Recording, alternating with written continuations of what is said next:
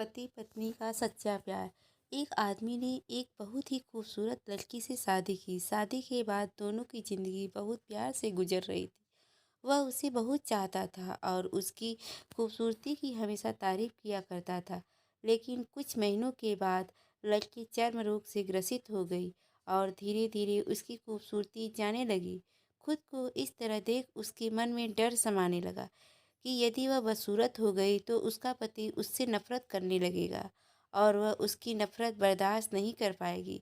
इस बीच एक दिन पति को किसी काम से शहर से बाहर जाना पड़ा। काम खत्म कर जब वह घर वापस लौट रहा था तो उसका एक्सीडेंट हो गया। एक्सीडेंट में उसने अपनी दोनों आंखें खो दी, लेकिन इसके बावजूद भी उन दोनों की जिंदगी सामान्य तरीके से आगे बढ़ती रही। समय गुजरता रहा और अपनी चर्म रोग के कारण लड़की ने अपनी खूबसूरती पूरी तरह गंवा दी। वह बदसूरत हो गई, लेकिन अंधे पति को इस बारे में कुछ भी पता नहीं था। इसलिए इसका उनके खुशहाल विवाहित जीवन पर कोई प्रभाव नहीं पड़ा। वह उसे उसी तरह प्यार करता रहा।